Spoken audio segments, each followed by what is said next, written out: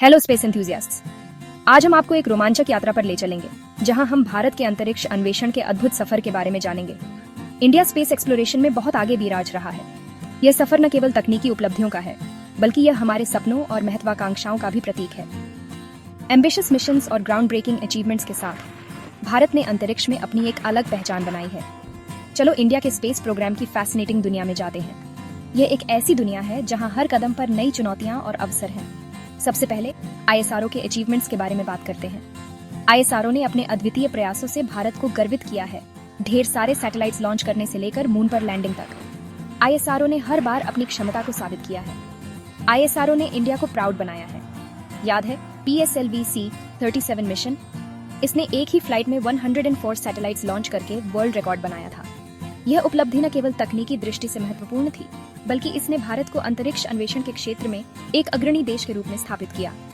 और ये तो बस शुरुआत है। भारत का अंतरिक्ष अन्वेषण का सफर अभी बहुत लंबा है। अब इंडिया के दो सबसे आइकॉनिक मिशंस चंद्रयान और मंगलयान के बारे में जानते हैं। ये मिशन भारत के अंतरिक्ष अन्वेषण के मील के पत्थर हैं। चंद्रयान 1 इंडिया का पहला लूनर प्रोब जिसने मून पर पानी ढूंढा। यह स्पेस साइंस में बहुत बड़ी खोज थी। इस खोज ने अंतरिक्ष विज्ञान में भारत की प्रतिष्ठा को और भी मजबूत किया। फिर आया मंगलयान मार्स ऑर्बिटर मिशन। इस मिशन ने भारत को अंतरिक्ष अन्वेषण के क्षेत्र में एक नई ऊंचाई पर पहुंचाया। सभी मुश्किलों के बावजूद इसने इंडिया को पहले अटेम्प्ट में ही मार्स पहुंचने वाला पहला देश बना दिया।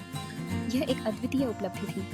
ये मिशन सिर्फ टेक्निकल मार्वल्स नहीं थे, ये परसिवियरेंस और इनोवेशन की कहानियां थीं। इन मिशनों ने यह साबित किया कि कठिन परिश्रम और नवाचार से कुछ भी संभव है। लेकिन इंडिया के स्पेस प्रोग्राम का फ्यूचर क्या है? यह सवाल हर किसी के मन में है। फ्यूचर बहुत एक्साइटिंग है।